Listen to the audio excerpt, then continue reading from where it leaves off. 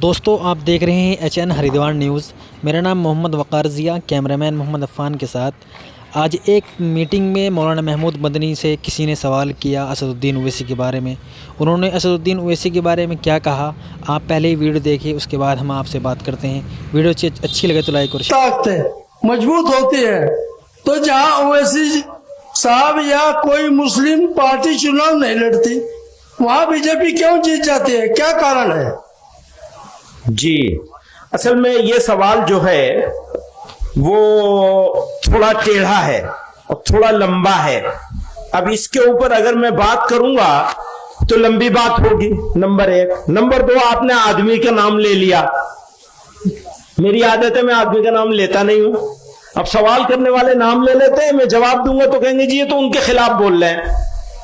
एक बात याद रखिए, खिलाफ में और इख्तलाफ में बहुत फर्क है। खिलाफ होना अच्छी बात नहीं है, मनफी बात है, नेगेटिव बात है। इख्तलाफ करना हक है हर इंसान का। हम लोग एक जमीयत के लोग बैठे हुए हैं यहां, हम आपस में भी इख्तलाफ कर सकते हैं और इस इख्तलाफ के नतीजे में कई मर्तबा अच्छी बातें निकल के आ सकती हैं। लेकिन अगर हम एक दूसरे की मुखालिफत करने लगेंगे तो अच्छी बात पीछे रह जाएगी, खराब बात आगे आ जाएगी। पहली बात तो ये समझ लीजिए, यानी इख्तलाफ जरूर होना चाहिए, मुखालिफत हरगिज नहीं होनी चाहिए। मैंने अपनी जिंदगी में किसी की मुखालिफत नहीं की, और अगर की हो और आप याद दिलाएं तो मैं उस मुखालिफत को वापस लेने के लिए तैयार हूं। इख्तलाफ बहुत लोगों से किया है, वो इख्तलाफ उसूलों पर होता है, उस पर मैं कोई समझौता करने के लिए तैयार नहीं, न किया है न करूंगा। एक उसूली बात है जिसको जमीयत उलमा ने ये समझा है और हमेशा जमीयत उलमा उस पर कायम है।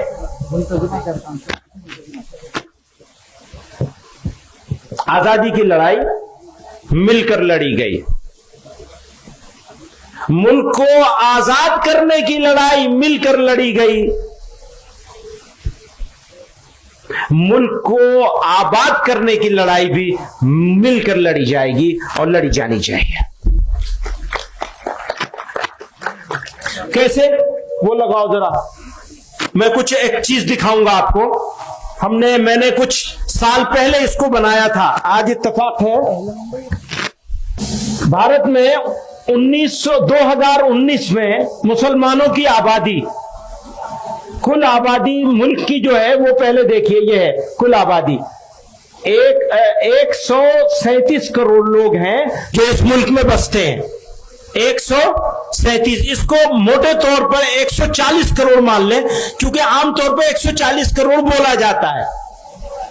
मुस्लिम आबादी इसमें से 19.5 करोड़ है। 140 करोड़ में से मुसलमान 19.5 करोड़ हैं। गैर मुस्लिम है 117 करोड़, है ना, 117 करोड़ और 50 लाख, है ना, 117.5 करोड़ है। वो दीजिए। तो गैर मुस्लिम इसमें से 117.5 करोड़ है। अब आप ये देखेंगे कि इसमें कितने लोग हैं जो हमारे दोस्त हैं, कितने हैं जो हमारे दुश्मन हैं, मुखालिफ हैं। तो दोस्त और दुश्मन ना कहें, बल्कि वो एक ताबीर जो थी वो इसको बदलना था ना यहां। और कितने ऐसे हैं जो खामोश हैं, ना दोस्त है ना दुश्मन है। 3 तरह के लोग हैं मुल्क में बसने वाले लोग। अगले उसमें चलिए स्लाइड में। मेरे हिसाब से आज की तारीख में जो हमसे इत्तेफाक नहीं रखते, सख्त इख्तलाफ रखते हैं, वो 30% हैं। और जो इनसे हमारी किसी हद तक हमारे साथ कई चीजों में इत्तेफाक रखते हैं वो 10% है। पॉलिटिकल वजह से और अलग अलग रीजन से हमारे साथ कारोबार करते हैं, या कुछ मजहबी मामलात हैं जिनकी वजह से, यानी दीगर अकलियतों होने की वजह से ये हमारे 10% हैं। और खामोश लोग जो ना हमारे मुखालिफ हैं ना हमारे मुआफिक हैं, ये 60% हैं। आप इसको समझ गए? दोबारा से कहूं, हमारे सख्त मुखालिफ, आजकल आप सोशल मीडिया पे बहुत सारी चीजें देखते हैं, बहुत तरह तरह की बातें लोग बोल रहे हैं, या मेन स्ट्रीम मीडिया में भी, या खुद मीडिया का भी टोटल रवैया अगर आप देखेंगे तो वो ऐसा ही है। उसकी तादाद मेरे नजदीक 30% है। आप इससे इत्तेफाक करते हैं? हाथ उठा के बताइए। इत्तेफाक करते हैं कि 30% लोग बिगड़ गए, ज्यादा से ज्यादा। मेरे नजदीक ये कम है, लेकिन ये बहस में ना पड़े इस वजह से मैं इसको 30% मान रहा हूं। और जो हमारे साथ ताल्लुक रखते हैं किसी वजह से भी, ये ज्यादा से ज्यादा कम से कम 10% है। मेरे नजदीक इससे ज्यादा है, लेकिन मैंने कम से कम किया है। और तीसरे वो हैं जो खामोश हैं और मेजोरिटी है उनकी, अक्सरियत है उनकी, यानी 60% है वो। अगली स्लाइड जाओ, 1 मिनट यहां रुक जाओ। आपने देखा यहां ये 17.5 करोड़ 17 करोड़ 22 लाख मुसलमान हैं। थोड़ा बारीक सी बात है, इसको जरा तवज्जो चाहूंगा आप लोगों को। मुसलमान जहां मुसलमानों की आबादी की अक्सरियत है, वहां कितने करोड़ मुसलमान रहते हैं? जैसे देवबंद है, जैसे धुबरी है, जैसे अररिया और पूर्णिया है, जैसे कश्मीर है, जैसे मुजफ्फरनगर का कोई इलाका होगा, कोई गांव होगा, कोई तहसील होगी, जैसे दिल्ली का ओखला है, जैसे दिल्ली की जामा मस्जिद का इलाका है। ये सारे इलाकों के मुसलमानों की तादाद को अगर हम टोटल करते हैं तो 3 करोड़ 40 लाख। आप समझ रहे हैं? 3 करोड़ 40 लाख मुसलमान ऐसे इलाकों में रहते हैं जहां मुसलमानों की अक्सरियत है। जैसे देवबंद है, हमें यह इत्मीनान है कि अगर हमारे घर का दरवाजा खुला रह जाए तो चोरी तो हो सकती है, आबरू को खतरा नहीं है। चोरी तो हो सकती है, घर छोड़ दिया, कोई बर्तन उठा ले जाएगा, सिलेंडर उठा ले जाएगा। ऐसे इलाके गांव के लिहाज से, शहर और कस्बों के लिहाज से, तहसीलों के लिहाज से, जिले के लिहाज से, उन सारे जगहों के मुसलमानों की जब तादाद हमने इकट्ठी की तो वो 3 करोड़ 40 लाख। और गैर मुस्लिम मेजोरिटी इलाकों में रहने वाले मुसलमान 14 करोड़ 20 लाख। आप समझ रहे हैं? मुसलमान इंडिया में 2 हालत में है। एक हालत उसकी यह है कि वो गैर मुस्लिम इलाकों में रहता है, यानी मुल्की सतह पर हम अकलियत में हैं, मकामी सतह पर कहीं हम अकलियत में हैं, कहीं अक्सरियत में हैं। जहां हम अक्सरियत में हैं वहां हमारी तादाद 3 करोड़ 40 लाख है। और जहां हम मकामी तौर पर भी अकलियत में हैं, हमारा एक गांव है, हम उस गांव में रहते हैं, वहां हमारे 20 घर हैं, 40 घर हैं, और गैर मुस्लिमों के 200 घर हैं। ऐसे मुसलमान पूरे मुल्क में जब हम उनकी तादाद देखते हैं तो 14 करोड़ 20 लाख है। एक तरफ 3 करोड़ 40 लाख, दूसरी तरफ 14 करोड़ 20 लाख।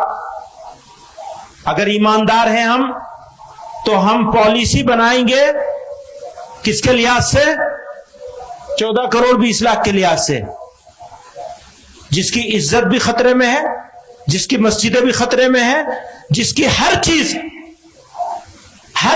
हर मामला गैर मुस्लिमों के साथ वाबस्ता है। उसको छोड़कर मैं 3 करोड़ 40 लाख की बात करूंगा तो बेईमान होऊंगा या ईमानदार होऊंगा? पिछले 75 सालों में आपकी जमीयत उलमा ने ये 3 करोड़ 40 लाख लोगों की बात नहीं करी, 14 करोड़ 20 लाख लोगों की बात करी है। समझ रहे हैं आप मेरी बात? कुछ लोगों की समझ में नहीं आएगी, अकल पे पर्दा पड़ा हुआ है। बात सुनो, क्यों पड़ा हुआ है वो भी बता दूं मैं। वो पड़ा हुआ इसलिए है कि ये जो 3 करोड़ 40 लाख जहां रहते हैं वही तो हमारा दारुल उलूम है। जब जमीयत उलमा को इजलास करना है, सरों की गिनती दिखानी है, तो मदद कहां से लेंगे? 3 करोड़ 40 लाख से मदद लेंगे। चंदा कहां से मिलेगा? 3 करोड़ 40 लाख से। आबादी कहां है? घनी आबादी है जहां, वहीं तो इजलास होगा। जहां मुसलमान थोड़े से हैं वहां क्या इजलास होगा? कहां होगा? कहां होगा? चंदा कहां से मिलेगा? मदरसा कहां बनेगा? स्कूल कॉलेज कहां बनेगा? अभी वो सवाल कर रहा था दोस्त मेरा, क्या सवाल कर रहा था? कॉलेज बनाने की बात करो। कॉलेज कहां बनेगा? यहां बनेगा, यहां। बड़ा मदरसा कहां बनेगा? यहां। मकतब कहां बनेगा? यहां। यहां आप बचा सकते हैं मुसलमान को मकतब ही बनाकर, कॉलेज बना के नहीं कॉलेज बना ही नहीं सकते। वहां कॉलेज कैसे बनाएंगे 14 करोड़ 20 लाख में? मेरी जिम्मेदारी क्या है? आपकी जिम्मेदारी क्या है? सुनो, पार्लियामेंट का मेंबर बनना है तो इनको राजी करना पड़ेगा, इनकी बात करनी पड़ेगी। इनका लबो लहजा क्या है? क्यों? मैं देवबंद में रहता हूं तो मेरे सामने मसला ही नहीं है इज्जत आबरू का, जान माल का, किसी चीज का कोई मसला नहीं है। मैं जो चाहूं बोल लूं, ईंट का जवाब पत्थर से दे लूं। लेकिन अगर मैं यहां रहता हूं या यहां वालों की फिक्र करता हूं तो मैं कैसे बोलूंगा? बताइए, कैसे बोलना होगा? उसी लहजे में बात करनी होगी। अगर उस लहजे में बात करूंगा तो उस गांव के गरीब मुसलमान का क्या होगा जो 14 करोड़ 20 लाख गैर मुस्लिमों के बीच में रह रहा है? बताइए, किसकी बात करवाना चाहते हैं? बदल दूंगा मैं अपना लहजा। और सुनिए, गुलाम नहीं है आपके, आपसे बात नहीं कर रहा हूं, भाई लोगों से बात कर रहा हूं। गुलाम नहीं है आपके, गुलाम है अल्लाह के, मोहम्मद रसूलुल्लाह के सल्लल्लाहु अलैहि वसल्लम। उनके गुलाम हैं। और जब उनकी गुलामी करेंगे, इसे बदलो, उनकी गुलामी करेंगे तो याद रखो, उनकी प्रॉब्लम्स और इनके बारे में सोचे बगैर कोई एक लफ्ज जबान से नहीं निकाल सकते। दोस्तों, समझ रहे हो मेरी बात? अगले उसमें चलो। नेक्स्ट, मुसलमानों की 82% आबादी, 17.5% आबादी या 82% आबादी। जमीयत उलमा आज से नहीं, आजादी से पहले भी, आजादी के बाद भी। आजादी से पहले तकसीम वतन की मुखालिफत इसलिए की थी कि 82% मुसलमानों के बारे में सोच रहे थे। आजादी के बाद बिरादरान वतन को साथ लेकर चलने की बात हमेशा इसलिए करी कि 82% के बारे में सोचते हैं। हम हैं तो 17.5% के बीच में, यानी रहते हैं देवबंद में, लेकिन सोचते हैं 82% के बारे में, 82% के बारे में सोचते हैं। उनके बारे में सोच के पॉलिसी बनाते हैं। हम अगर कश्मीर की बात करते हैं, याद रखना, अगर हम कश्मीर की बात करते हैं तो आपके लिए नहीं बात करते हैं, कश्मीर के लिए बात नहीं करते सिर्फ, बल्कि भारत के इन 17.5 करोड़ मुसलमानों के लिए बात करते हैं। 14.5 करोड़, 14 करोड़ 20 लाख के लिए बात करते हैं। आगे चलिए, नेक्स्ट। गैर मुस्लिम अक्सरियती इलाकों में रहने वाले मुसलमानों की प्रॉब्लम्स सिचुएशन और इश्यूज बिल्कुल अलग हैं।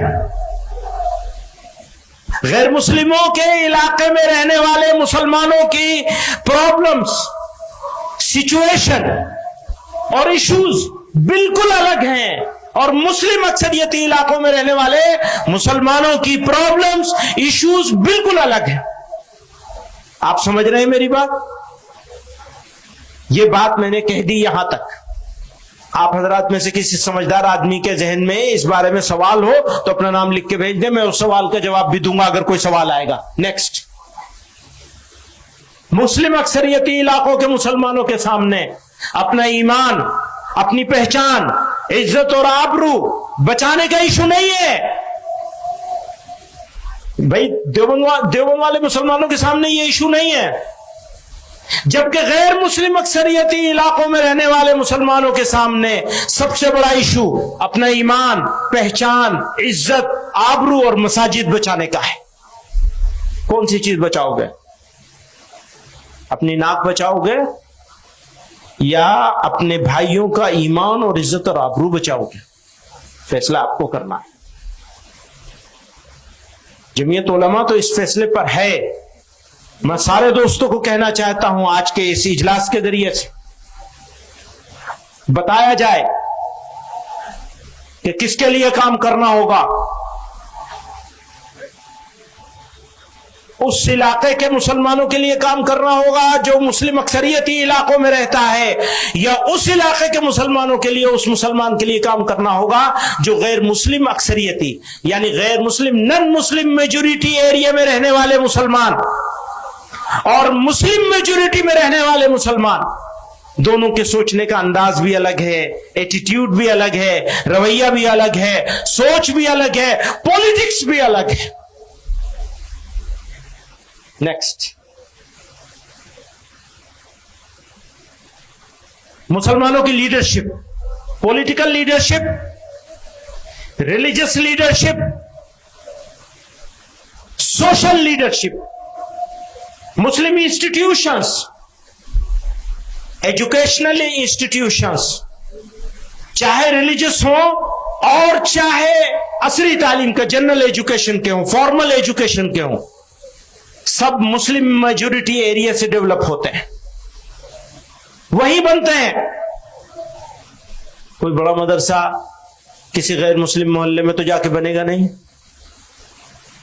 तो मदरसों के लोग भी, कॉलेजों के लोग भी, कारोबार करने वाले भी, बिजनेस करने वाले भी, मुसलमान यूथ जो एनर्जेटिक यूथ है वो भी मुस्लिम मेजोरिटी एरिया में रहता है, लेकिन सोचता नहीं है। वही सोचता है कि मेजोरिटेरियन सोच, अक्सरियती अंदाज, सीना चौड़ा करके चलता है। उसे ये नहीं मालूम कि तुम्हारे भाई किस हाल में है और उनके ऊपर इसका इंपैक्ट क्या होगा तुम्हारे सीना चौड़ा करके चलने का। पैगंबर अलैहिस्सलातु वस्सलाम ने तो तवाज़ो के साथ चलने का हुक्म फरमाया, तवाज़ो इख्तियार करने का हुक्म फरमाया, अपने भाइयों की फिक्र करने का हुक्म फरमाया है। कौन है वो जो इतने, मैं तो कहता हूं एक मुसलमान की आबरू बचाने के लिए हजारों लोगों को कुर्बान किया जा सकता है। एक मुसलमान की इज्जत और आबरू बचाने के सारा काम किया जा सकता है। यहां तो 14 करोड़ 20 लाख का सवाल है। अगली स्लाइड में आइए।